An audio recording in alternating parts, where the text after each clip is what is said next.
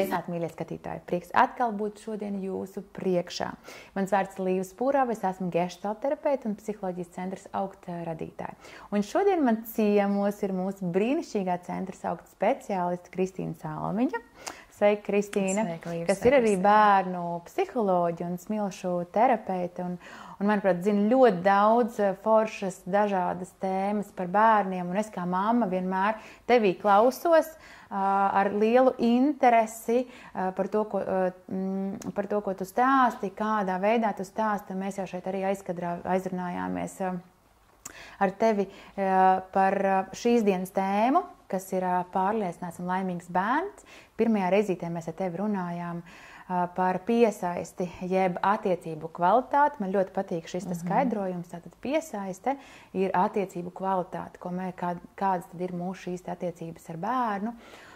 Un nonācu arī pie tādiem vairākiem secinājumiem, bet par to mēs arī vairāk šodien parunāsim. Es neteikšu jums vēl tagad. Parunāsim par vecāku pašu pieredzi. Materiāls ir filmēts priekš Degegi jaunizveidotās filter-free platformas, kur mēs bez filtram varam runāt par topošajiem un jaunajiem vecākiem aktuālākajām tēmām.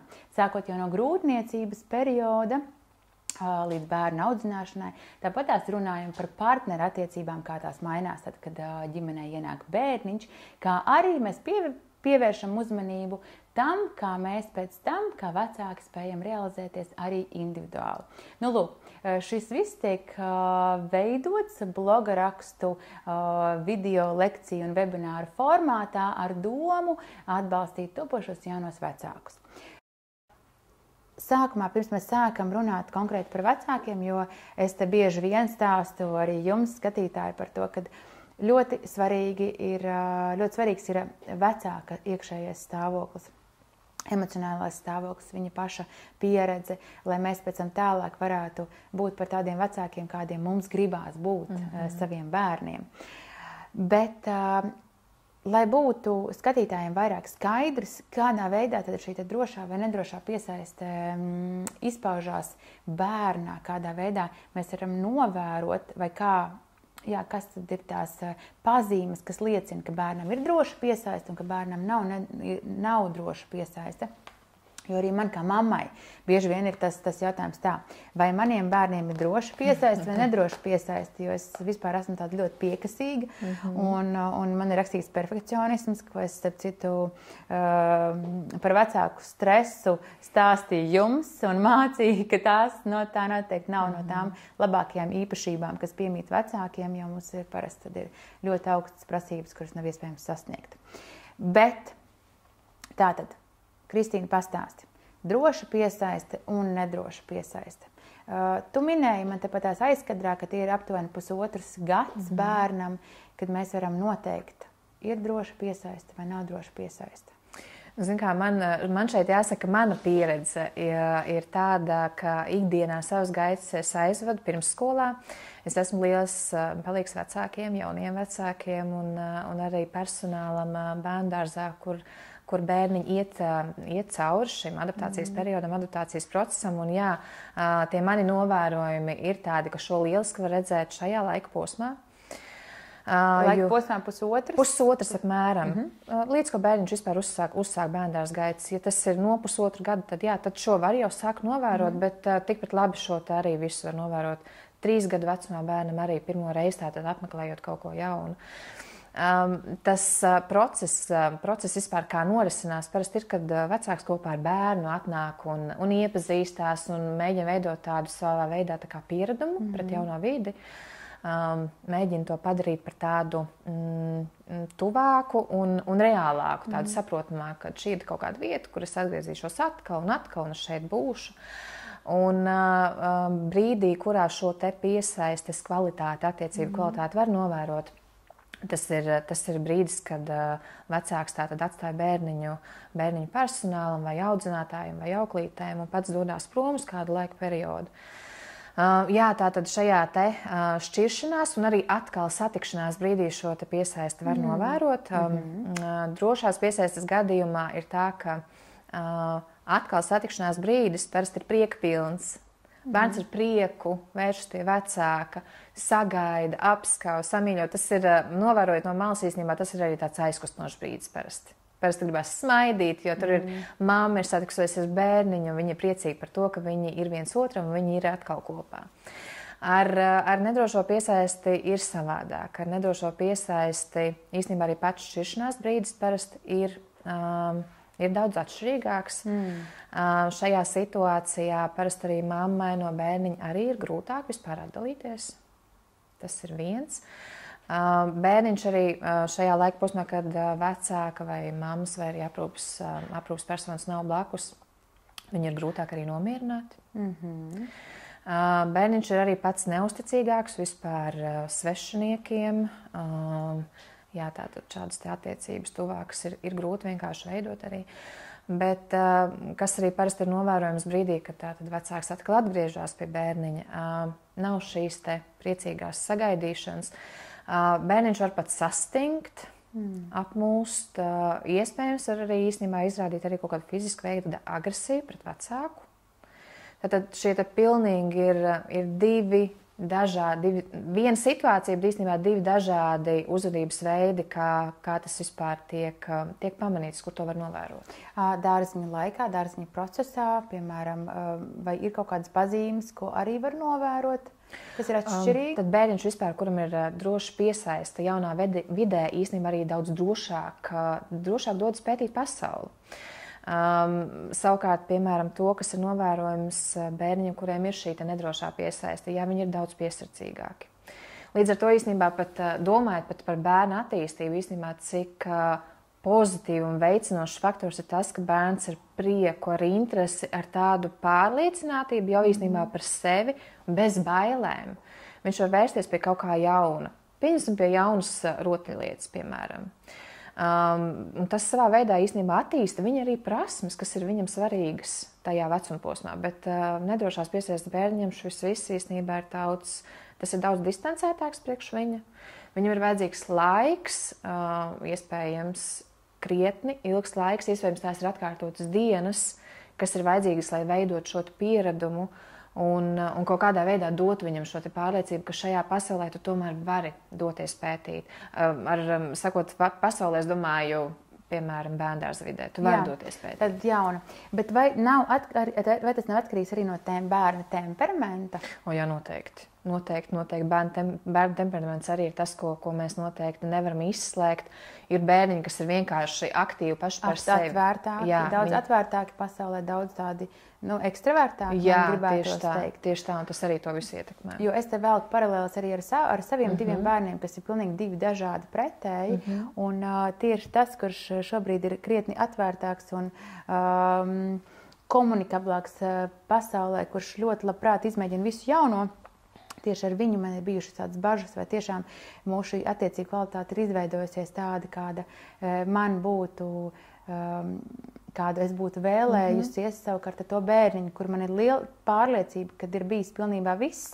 Tieši tur ir vērojama tāda lielāka piesardzība, lielāka tāda neusticēšanās citiem cilvēkiem. Tur ir nepieciešams pastāvēt malā, pavērot, paskatīties tieši tas, ko tu minēji. Vai tas vienmēr liecina par to, ka tā ir nedroša piesaiste? Nē, tieši tā kā tu saki, īstenībā ir bērniņi tiešām, kuriem ir vienkārši vajadzīgs ilgāks laika posms, lai pierastu. Un tas ir pilnīgi dabīgi un normāli. Mēs viņam dodam šo laiku, dodam atkārtotās darbības, lai viņš savā veidā radītu šo pieredumu, jo pieredums rada drošību. Tā vienkārši ir. Tāpēc te varbūt vajadzētu pašam arī vecākam sajust, vai ne? Kā tad ir? Jo tā arī bija, kad ar pirmo bērniņu tas viss notika daudz vienkāršāk. Kaut arī es atceros, ka tajā brīdī es pati kā mamma, tad, kad dzima pirmais bērniņš, patiesībā piedzīvoju ļoti daudz smagas izjūtas un sajūtas. Un vēl jau vairāk ka tas bija pilnīgi kaut kas jauns priekš manis. Līdz ar to zināt, kas ir piesaiste vispār, kā tas vispār veidojās, man bija tāda ķīniešu ābets. Un it sevišķi, ja es jūtos vēl pati emocionāli grūti un smagi, un es neizslēdzu, ka es varētu būt piedzīvojusi šo te pēcdzemdību depresiju, tas viss atstāja diezgan lielu ietekmi arī uz to, kā es varu šīs attiecības veidot, vai ne? Jā, tieši tā. Paldies, Kristīna. Man tiešām kļuva skaidrāks. Tātad visspilgtāk mēs to varam redzēt tieši tajā brīdī, kad mēs atvadamies no bērna un tad, kad mēs ar viņu satiekamies. Un kā tu minēji, tad bērnam ar nedrošo piesaisti ir daudz grūtāk nomierināties. Tātad dārziņā. Viņš varbūt arī daudz vairāk sēž maliņā, skatās, negrib iesaistīties kaut kur, vai ne? Jā, tieši tā. Ok, paldies. Nākošā lieta, ko man šodien gribējās parunāt, tad ir vecāks un viņa pieredze. Kā jau es arī te nedaudz minēju, kad arī man tā pieredze ar pirmo bērniņu nebija tā pati foršākā un jaukākā, kuru gribētos atcerēties, tīri tāpēc, kad es īsti nesapratu, kas ar mani notiek. Tad ir piedzimis bērniņš, kuru mēs ļoti gaidījām, kuram mēs ļoti gatavojāmies, dzemdību kursi, visi tika apmeklēti un tā tālāk. Bet tas, kas notiek ar mani pēc bērniņa piedzimšanas, tam es galīgi nebiju gatava. Pastāsti man lūdzu. Tātad mēs jau runājām arī par to, kad mūsu iepriekšējā pieredze ietekmē to, kā mēs veidojam attiecības ar bērniem. Tas attiecās arī uz piesaistes veidošanos, vai ne? Jā, tieši tā. Zini, man ir nācies savā konsultāciju telpā dzirdēt vārdus no vecāka. Kad es augu, es zināju, ka es savam bērnam šitā nedarīšu, bet te nu es esmu.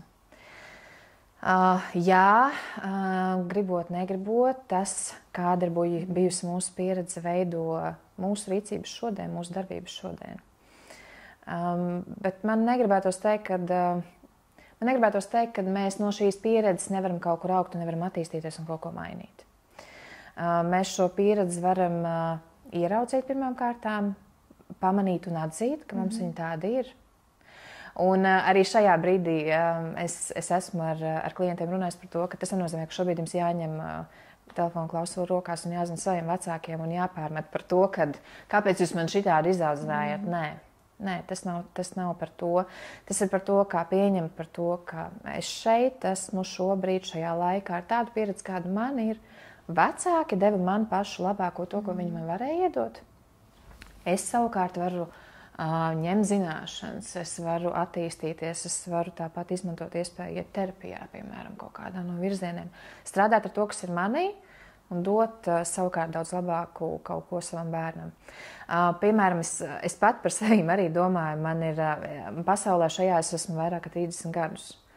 Tā pieredze, kas bija pirms 30 gadiem, bija tāda, kad bērniņam piedzimstot, viņš tika noņemts no mammas, un atnests pie māmas, tad, kad bija jāzīda, 9, 12, 3, piemēram. Viss pārējo laiku posmu bērniņš pie māmas vispār neatradās.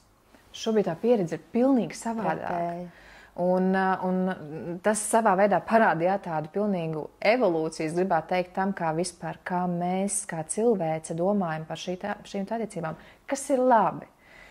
Ka tā evolūcija notiek tādā pozitīvā virzienā, tas ir labi, jā, bet to, kā mēs paši, katrs individuāli varam strādāt ar sevi, kā mēs varam kaut ko mainīt sevi un dot bērnam šo labāko, tas ir katra paša atbildība. Te noteikti tu saki strādāt ar sevi. Man gribētos varbūt precizēt, strādāt ar savu neusticēšanos pasaulē. Jā, brīnišķīgi šis. Vai ne? Strādāt ar savu pārliecību, ka pasaule ir bīstama, bīstama vieta. Viss ir jāizdara pašam. Es zinu vislabāk, un tātad šī piesardzība veidojot arī attiecības ar citiem cilvēkiem, vai ne? Tātad tajā brīdī, kad mēs kļūstam daudz atvērtāki pasaulē, kad mēs saprotam, jā, pasaule ir tāda, kāda viņa ir, bet tajā pašā laikā, ja es lūgšu palīdzību, visticamāk, man atsauksies. Un, ja es mēģinu to darīt, ja es iegūstu šādu jaunu pieredzi, es varu iedot arī bērnam to sajūtu, ka pasaule ir laba. Jā, tieši tā. Vai ne? Un kad arī es Es esmu vecāks tāds, kāds es esmu, bet es darīšu labāko, kas ir manos spēkos. Jā, paldies, Kristīna. Un te man gribās tādu legalizēt tādu terminu, ja, kad gana laba mamma, jeb pat nevis legalizēt, bet vēlreiz atgādināt, ka perfekti mēs nevaram būt, mēs varam darīt labāko, bet, protams, ja mēs sevī ieraugam šo te neusticēšanos pasaulē, šīs te bailes, kas bieži vien bailes no nezināmā, bailes no jaunā, kas it kā ir normāli, bet ja redzam sevī pārāk lielu piesardzību, tas nozīmē, ka mums primāri jau jāstrādā pašiem ar sevi. Jā, tieši tā. Paskatīties spoglī vienmēr ir vajadzīga drosme, bet arī ieraudzīt to, kas tur ir. Tā ir īstenībā, man liekas, tāda patiesā vērtība. Jā, tātad mēs nevaram mainīt to, kas ir izdarīts ar mums, bet mēs varam uzņemties atbildību šodien par savu rīcību. Jā. Vai ne? Jo, kā es arī Kristīnai aizkadros arī teicu, kad es varu censties, cik vien es gribu, bet ja man šī pieredze īsti nav bijusi, man paies laiks, kamēr es patiešām varēšu sākt funkcionēt nedaudz jau savādākā režīmā. Un, jā, mīļie vecāki, te es noteikti ar šo te video sarunu ar Kristīnu gribēju jums atgādināt, ka gana labs vecāks, neiekrītam perfekcionismā, es pat atgādinu arī sev. Mēs tāpatās darām labāko, ko mēs varam, bet atceramies, ka šī te pieredze, ko mēs esam guvuši bērnībā, atstāja diezgan lielu iespaidu uz mums šodien, uz to, kā mēs veidojam šīs attiecības ar bērnu. Un, ja redzam, ka tur kaut kas klibo, visticamāk vēršamies pēc palīdzības pie kādiem speciālistiem, kaut kur, kas mums varētu palīdzēt saprast, kāda ir šī te realitāte un kāda ir mūsu šī te uzvedība. Jo bieži vien, kad mēs esam tajā uzvedībā, mums baigi grūti ir saprast, kā mēs rīkojamies, kā mēs reaģējam, nereaģējam, kā mēs veidojam šīs attiecības ar bērniem. Nu, super, prieks, ka ir šāda veida palīdzība šodien mūsdienās pieejama. Jā. Pēdējais jautājums. Vai ir iespējams pieaugušā vecumā pieaugušam cilvēkam mainīt šo te piesaistes veidu, piemēram, no nedroša uz drošu? Šis ir tas arī, ar ko vecāki bieži vien jautā. Vai var kaut ko mainīt, vai var kaut ko darīt, vai tas, ko es esmu mīlicis zīdaiņa vecumā līdz mēnesim, vai tas ir maināms? Ir maināms. Jā, ir maināms, var mainīt. Man gribētos teikt, gan, kad jāsaprot, cik liels darbs būs jāiegulda. Tā vienkārši fonā paturēt to, cik daudz, cik man vajadzēs resursu ieguldīt tajā, lai kaut ko mainītu. Bet ir maināms, jā, attiecības var uzlabot, un attiecības ir maināms, tikai tas ir jādara. Tur ir jāieguldās un jāizmanto metodas un jāpavada arī kopā tāds laiks. Jā. Brīnišķīgi. Tu jau sāc arī mūsu nākošās video lekcijas tēmu, kur mēs parunāsim par to, kā tad praktiski uzlabot šīs attiecības ar bērnu. Un man prieks, ka tu saki, ka ir iespējams mainīt. Jo arī tas, ka man kā mammai rada tādu izelpas brīdi, kad tas, kas tika izdarīts pašā sākumā, nezināšanas pēc, psiholoģisku apstākļu, fizisku apstākļu dēļ, ir šobrīd, tad, kad es esmu lielākā resursu stāvoklī, ir iespējams to visu arī mainīt un šo te attiecību kvalitāti izlabot, jeb uzlabot. Jā. Paldies, mīļie, kad bijāt šodien atkal kopā ar mums un tikamies nākošajā reizē.